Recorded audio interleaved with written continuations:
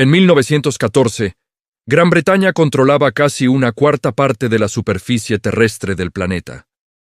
Londres era la capital financiera del mundo. La libra esterlina era la moneda de reserva global. Ninguna armada podía desafiarlos.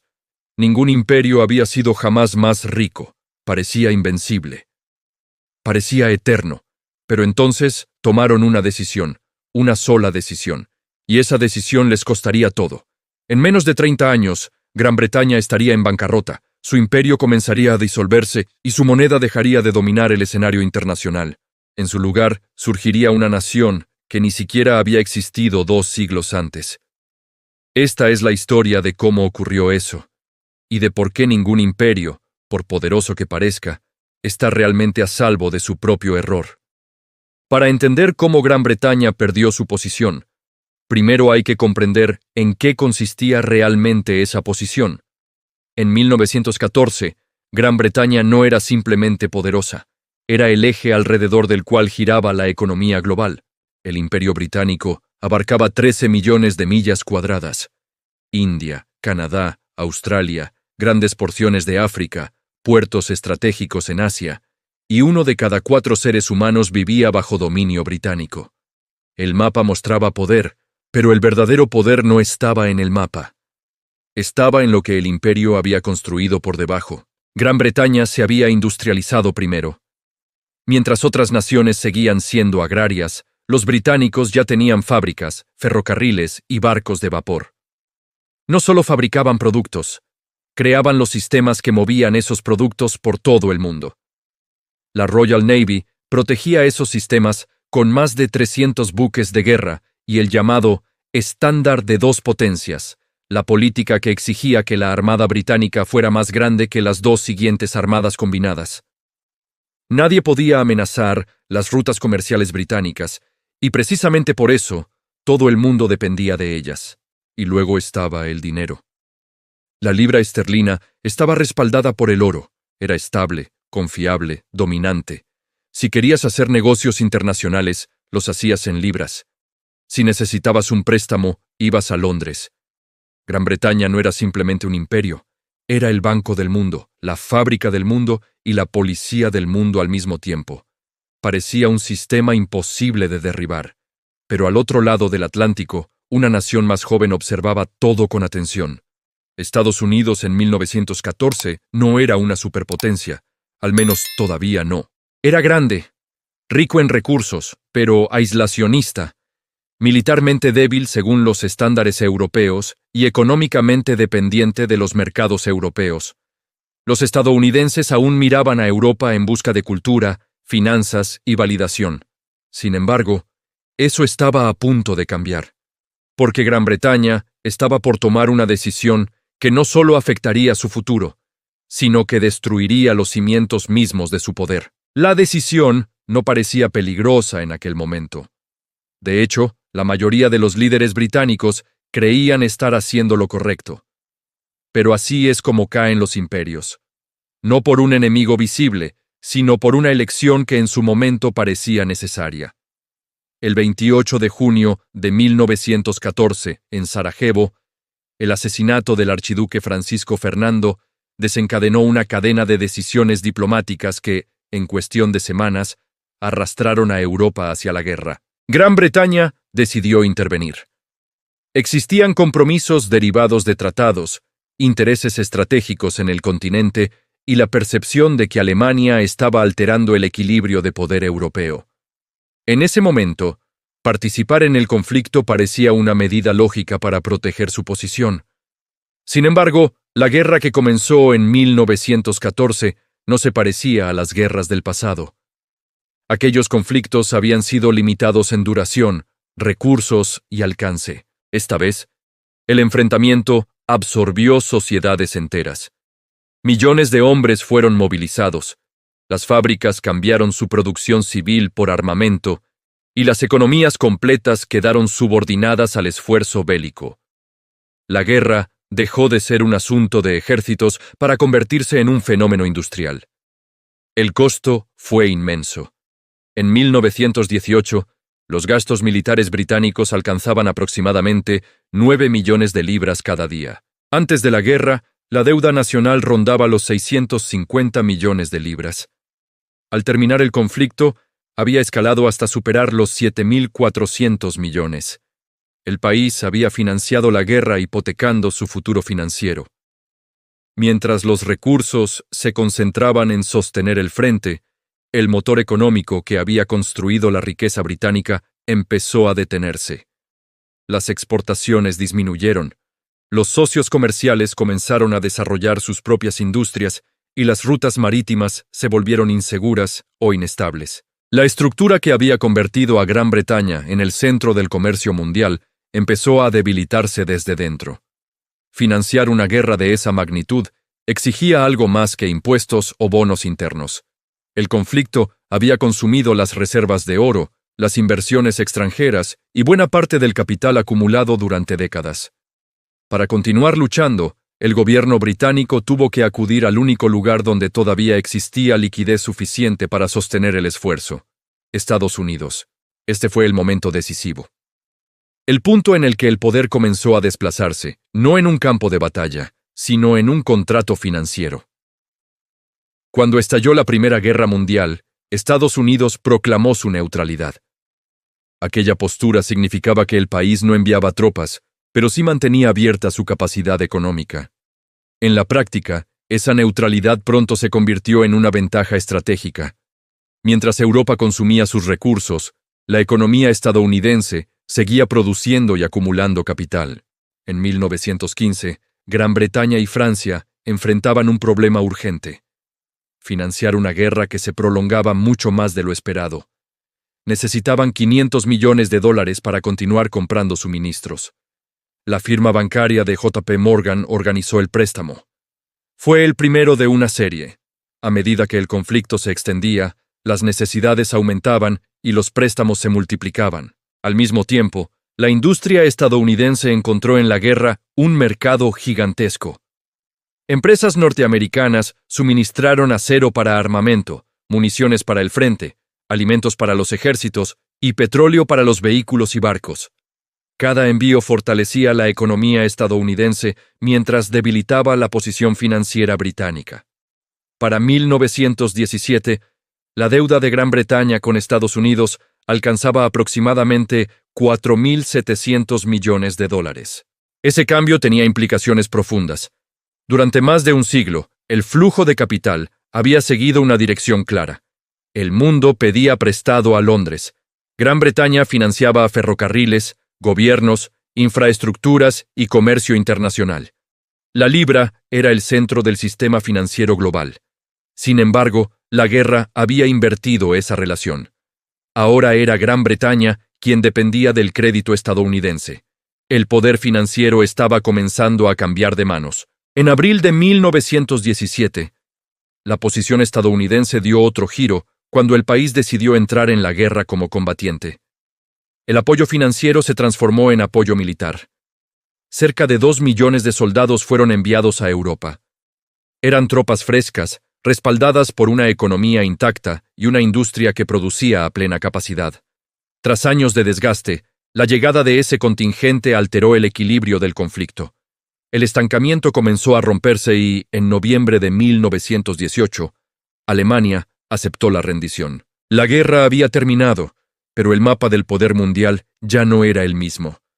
Los aliados habían ganado la guerra, pero el precio pagado por Gran Bretaña era de una magnitud que el país jamás lograría revertir completamente. En la Conferencia de Paz de París de 1919, los representantes británicos ocuparon sus asientos entre los vencedores, rodeados de símbolos de triunfo y de la autoridad política que aún conservaban. Sin embargo, detrás de esa apariencia de poder, la realidad económica era muy distinta. El país estaba profundamente debilitado. La deuda pública había alcanzado un nivel sin precedentes, equivalente a aproximadamente el 140% de su Producto Interno. Aquella cifra reflejaba años de gasto militar financiado mediante préstamos y emisión de deuda. La economía nacional, que antes había sido el motor del comercio mundial, estaba desorganizada y exhausta tras el esfuerzo bélico. Industrias que habían sido convertidas a la producción militar tardaban en reconvertirse, los mercados tradicionales habían cambiado, y la competitividad británica se debilitaba frente a economías emergentes. El desempleo aumentaba con rapidez. Miles de soldados regresaban del frente buscando trabajo en una economía incapaz de absorberlos. Sectores enteros experimentaban caídas en la demanda, y las tensiones sociales comenzaban a hacerse visibles en huelgas, protestas y descontento político. Al mismo tiempo, la libra esterlina ya no gozaba del respaldo sólido en oro que había garantizado su estabilidad antes de la guerra. Aunque el país intentó restaurar ese sistema, las reservas eran insuficientes para sostener el papel que la moneda había desempeñado durante décadas. El imperio también mostraba signos claros de tensión. En la India, el movimiento independentista ganaba fuerza y organización. En Irlanda, el conflicto político y militar avanzaba hacia una ruptura abierta. En otras colonias, el recuerdo del sacrificio realizado durante la guerra alimentaba nuevas demandas de autonomía, representación o reformas. Cada territorio que exigía cambios implicaba más gasto, más tropas y más administración. Mantener el imperio comenzaba a convertirse en una carga financiera y política difícil de sostener. Mientras Gran Bretaña trataba de estabilizarse, Estados Unidos atravesaba un proceso muy diferente. Para la economía estadounidense, la guerra había sido un catalizador de crecimiento. La industria se había expandido de manera extraordinaria para satisfacer la demanda europea de armamento, materias primas y alimentos. Las fábricas operaban a gran escala, la productividad aumentaba y las ganancias se acumulaban en bancos y empresas. Los bancos estadounidenses, que habían financiado a los aliados durante el conflicto, empezaron a ocupar el lugar que antes había pertenecido a las instituciones financieras británicas. El capital global comenzó a fluir hacia Nueva York en lugar de Londres, y el dólar adquiría cada vez más presencia en transacciones internacionales. Lo que durante décadas había sido un sistema centrado en la libra, comenzaba a transformarse en un sistema donde el dólar ganaba protagonismo. El crecimiento también alcanzó al poder naval estadounidense. En 1916, el Congreso había aprobado el mayor programa de construcción naval de la historia del país, con el objetivo de expandir su flota y asegurar su influencia marítima. Aquella decisión tendría efectos duraderos. Para Gran Bretaña, que durante generaciones había dominado los océanos, competir en ese terreno requería inversiones que la economía británica ya no podía asumir.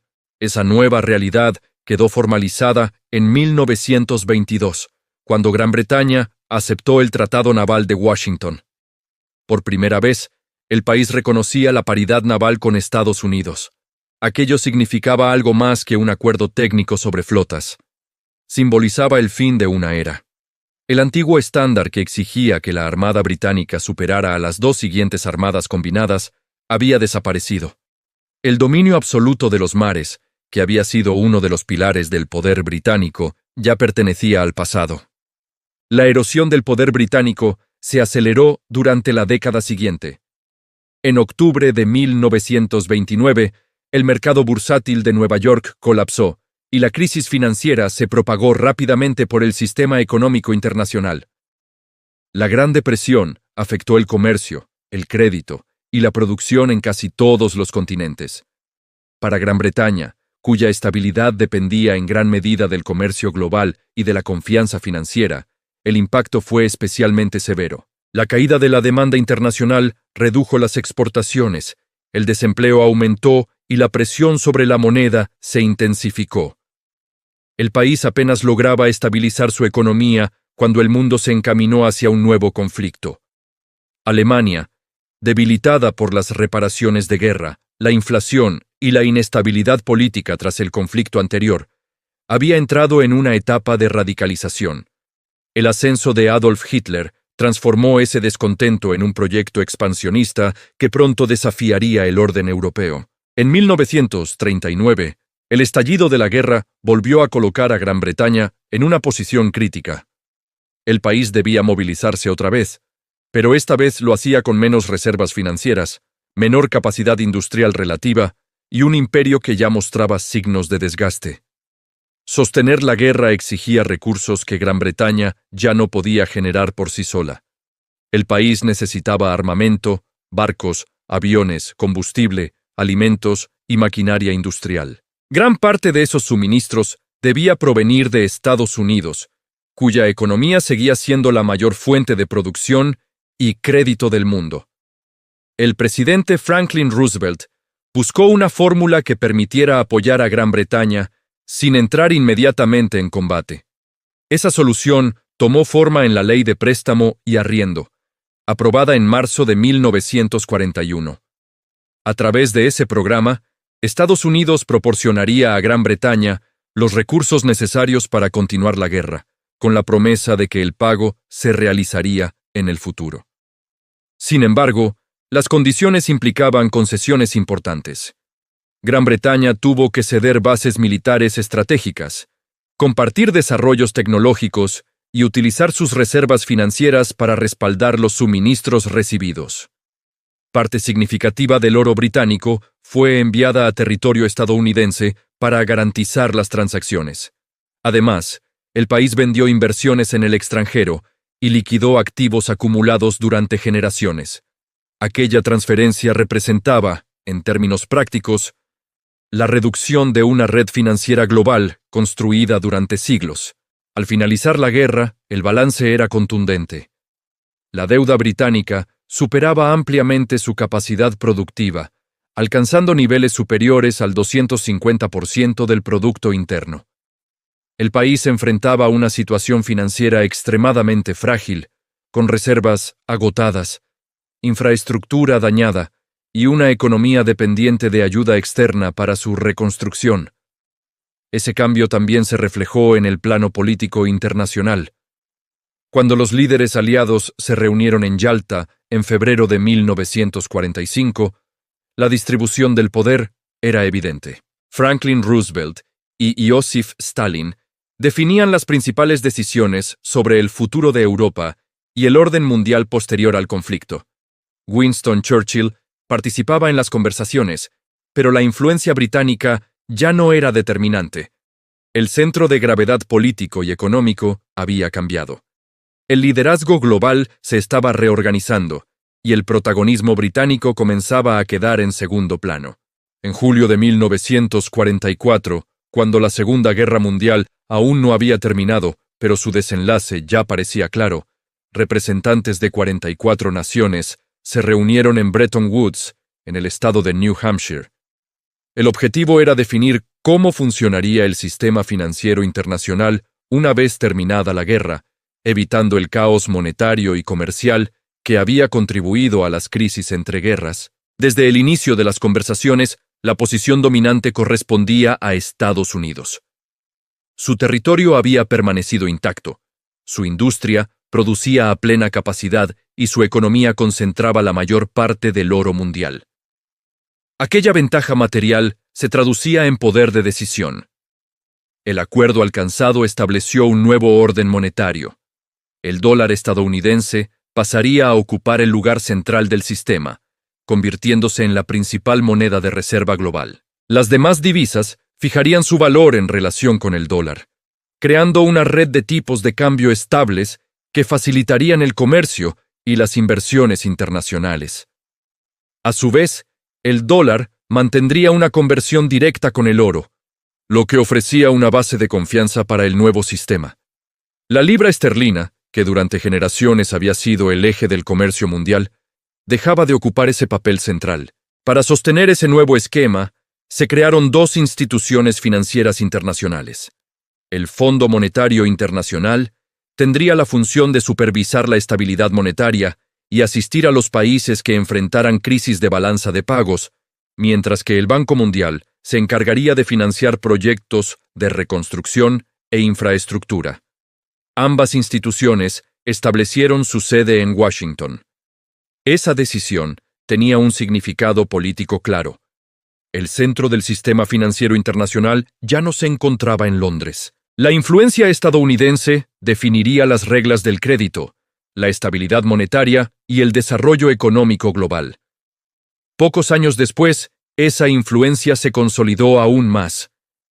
En 1948, el gobierno estadounidense lanzó el Plan Marshall, un programa de ayuda económica destinado a reconstruir Europa Occidental tras la devastación de la guerra. Se destinaron aproximadamente 13.000 millones de dólares en préstamos, suministros, maquinaria y apoyo técnico. El programa respondía a una lógica estratégica. Una Europa económicamente estable tendría capacidad de consumo, lo que abriría mercados para la industria estadounidense. Además, una reconstrucción dirigida desde Washington favorecería la adopción del dólar en transacciones internacionales y consolidaría alianzas políticas en el contexto de la posguerra. El proceso continuó al año siguiente, cuando en 1949 se creó la Organización del Tratado del Atlántico Norte. Esta alianza militar establecía un sistema de defensa colectiva bajo liderazgo estadounidense. Durante el siglo anterior, Gran Bretaña había desempeñado un papel central en la seguridad marítima y el equilibrio europeo. La nueva estructura militar reflejaba una realidad distinta. La seguridad del bloque occidental pasaba a depender principalmente de la capacidad industrial, económica y militar de Estados Unidos. Las cifras económicas mostraban con claridad la magnitud del cambio. Hacia 1950, la economía estadounidense generaba cerca de la mitad de la producción mundial. Sus fábricas, infraestructuras y mercados internos superaban con amplitud a los de cualquier otra nación. Gran Bretaña, en contraste, producía menos del 7% del producto global. Aquella diferencia resumía décadas de transformaciones acumuladas desde la Primera Guerra Mundial. El sistema financiero, el comercio internacional, las instituciones globales y las alianzas militares respondían ahora a un nuevo centro de poder. La transición del liderazgo mundial había quedado completada. En 1956, un acontecimiento en Oriente Medio puso a prueba el lugar que Gran Bretaña ocupaba en el mundo de la posguerra. Ese año, el presidente egipcio Gamal Abdel Nasser anunció la nacionalización del Canal de Suez, una vía estratégica que conectaba el Mediterráneo con el Mar Rojo y por la que transitaba una parte crucial del comercio internacional, especialmente el petróleo destinado a Europa. Durante décadas, el canal había estado bajo control de intereses británicos y franceses, y su pérdida representaba tanto un golpe económico como un desafío político a la influencia europea en la región. Ante esa decisión, Gran Bretaña y Francia iniciaron conversaciones secretas con Israel para recuperar el control del canal mediante una intervención militar coordinada. El plan consistía en que Israel atacara el Sinaí, lo que serviría como pretexto para que británicos y franceses intervinieran bajo el argumento de proteger la navegación internacional. La operación se desarrolló con rapidez, y las fuerzas invasoras lograron avances iniciales. Desde la perspectiva de sus promotores, se trataba de reafirmar la autoridad imperial y demostrar que aún podían imponer sus intereses estratégicos por la fuerza. Sin embargo, el contexto internacional ya era distinto al del siglo anterior. Estados Unidos, que se había convertido en el actor central del sistema financiero y político occidental, observó la operación con profunda preocupación. El presidente Dwight Eisenhower consideró que la intervención desestabilizaba la región, dañaba la imagen occidental en el mundo árabe y podía beneficiar indirectamente a la influencia soviética durante la Guerra Fría. Además, la operación había sido organizada sin consultar a Washington, lo que generó un fuerte malestar diplomático. La respuesta estadounidense fue inmediata. Washington ejerció presión política y económica sobre Gran Bretaña, incluyendo la amenaza de vender reservas de libras esterlinas y bloquear apoyo financiero en un momento en que la moneda británica ya enfrentaba debilidad. Esa presión provocó una rápida caída de la libra en los mercados internacionales. El gobierno británico comprendió que sostener la operación militar sin respaldo estadounidense implicaba un riesgo financiero que el país no podía asumir. La necesidad de estabilidad monetaria pesaba más que cualquier objetivo estratégico en el canal. Ante esa situación, el primer ministro Anthony Eden perdió apoyo político interno y finalmente presentó su renuncia. Las fuerzas británicas y francesas se retiraron de Egipto, y el canal permaneció bajo control egipcio. El episodio marcó un cambio profundo en la percepción del poder global. El desenlace demostró que Gran Bretaña ya no contaba con la autonomía económica ni militar necesaria para actuar sin el respaldo de Washington. La crisis de Suez dejó una conclusión clara para gobiernos y observadores internacionales. La capacidad británica para intervenir unilateralmente en asuntos estratégicos había quedado atrás. El equilibrio de poder posterior a la Segunda Guerra Mundial se reflejaba ahora en hechos concretos. A partir de ese momento, las decisiones fundamentales en el bloque occidental dependían de la aprobación estadounidense. La influencia británica seguía existiendo, pero dentro de un marco mucho más limitado. Ese episodio suele considerarse el último gesto de una política imperial tradicional, y al mismo tiempo la confirmación definitiva de que el liderazgo global había cambiado de manos. El imperio que durante generaciones había dominado rutas marítimas, finanzas y comercio internacional entraba en una nueva etapa, una en la que su papel sería distinto y su poder, necesariamente, más reducido. ¿Qué cambió realmente cuando Estados Unidos reemplazó a Gran Bretaña como centro del poder global? Cambió la estructura misma del sistema internacional. El imperio británico había sido construido sobre la posesión directa del territorio, el control administrativo de colonias y la presencia visible de autoridades imperiales en distintas regiones del mundo.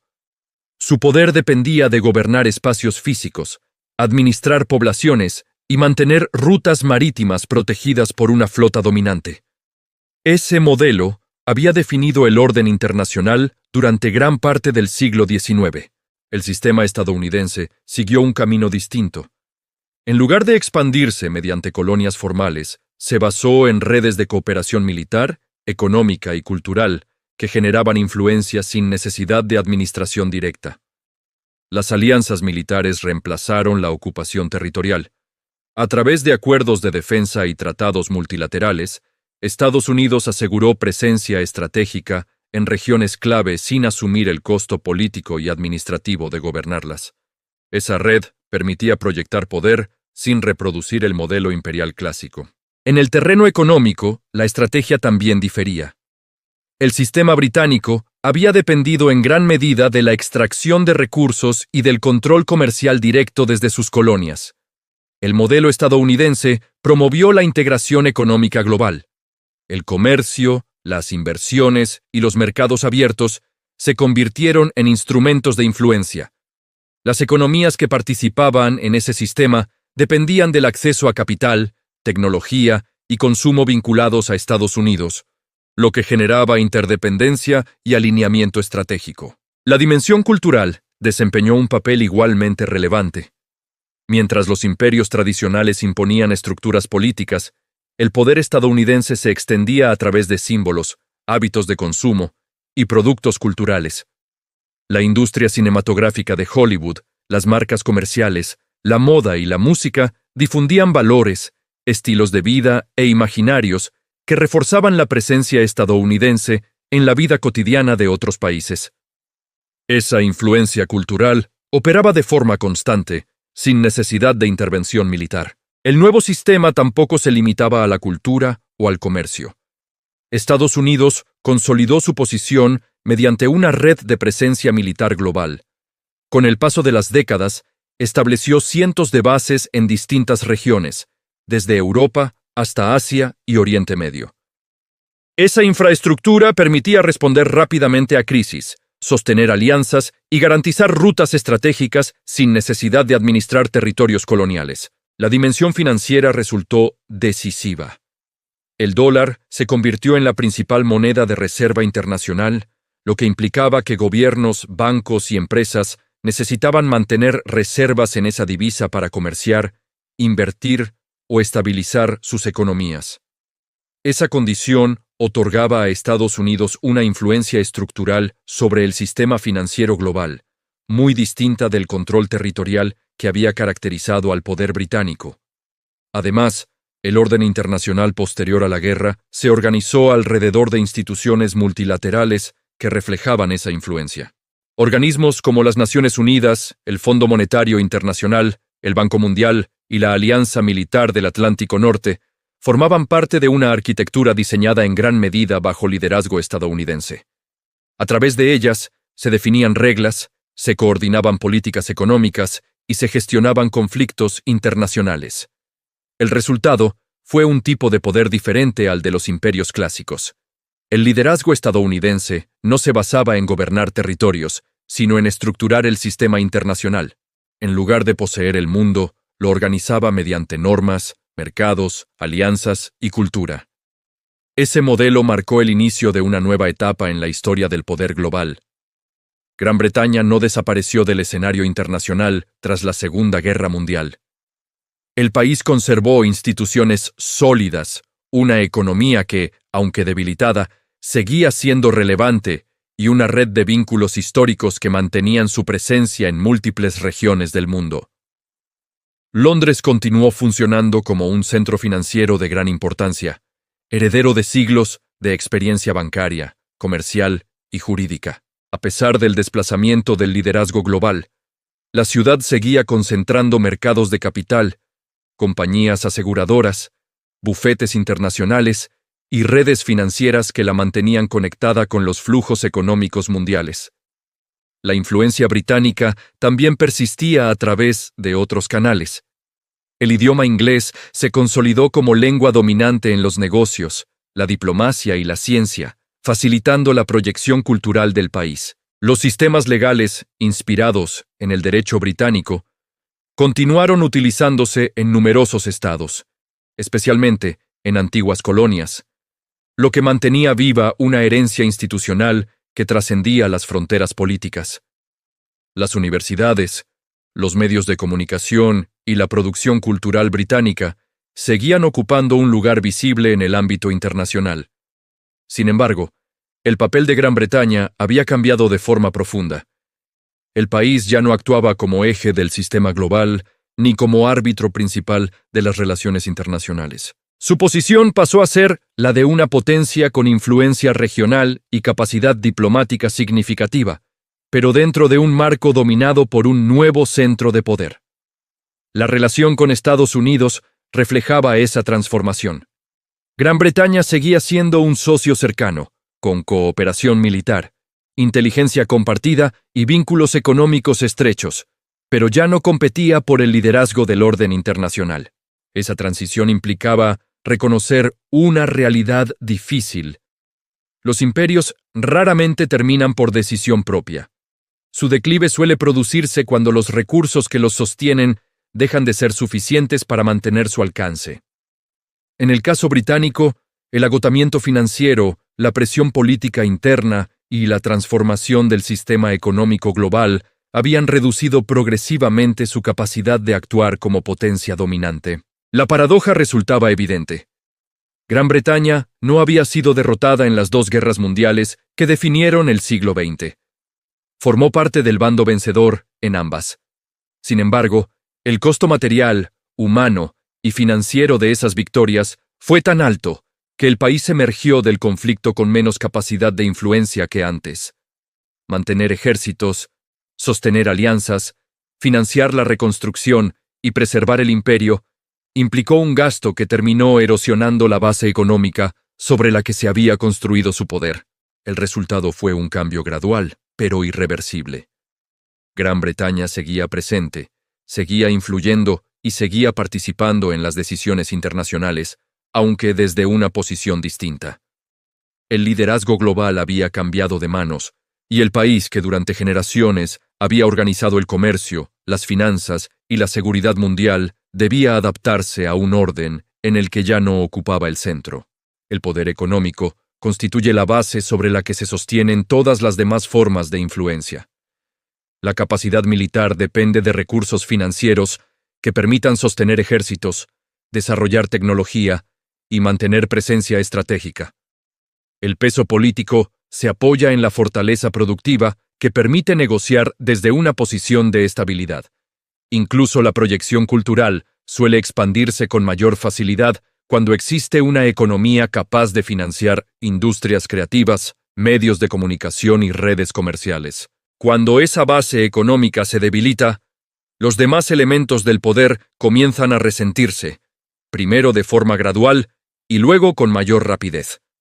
En el caso británico, el problema no fue únicamente la decisión de participar en conflictos globales.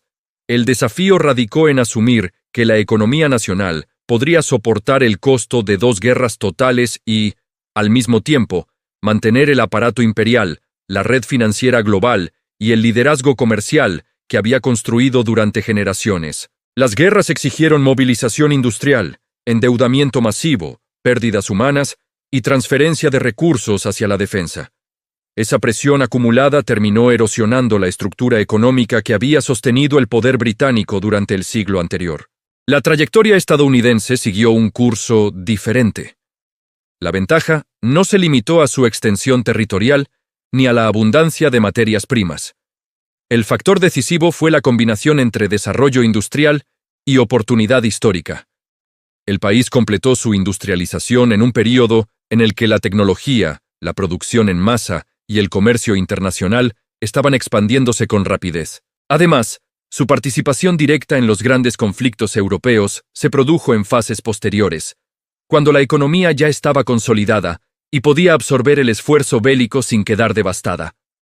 Esa posición permitió acumular capital, expandir la producción y asumir un papel central cuando el sistema internacional buscaba una nueva estructura. Cuando el orden anterior empezó a desmoronarse, Estados Unidos contaba con instituciones financieras, capacidad industrial y reservas suficientes para proponer un modelo alternativo.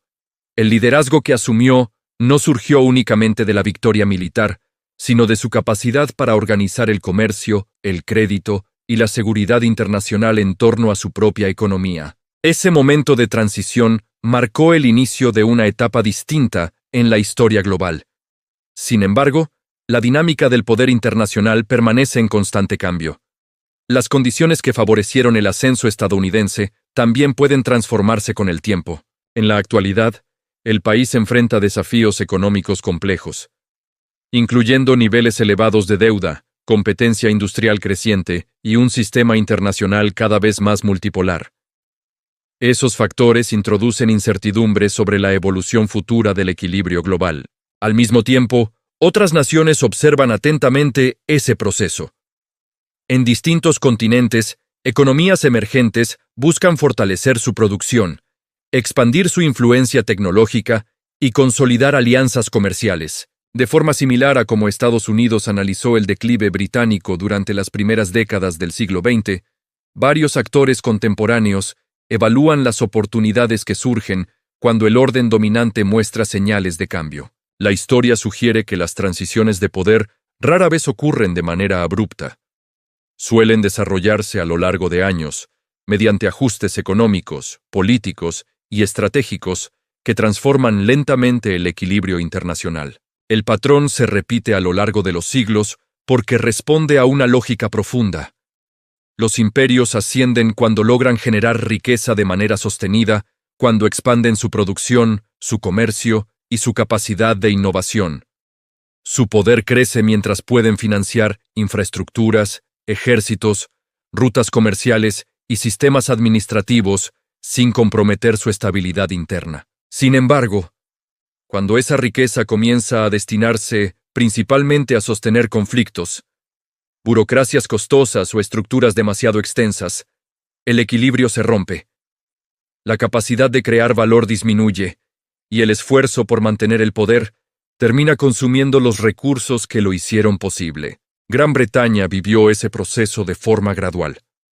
Durante el siglo XIX, el país había construido una red comercial, financiera y naval, que le permitió acumular capital durante décadas. Esa base económica sostuvo su liderazgo global.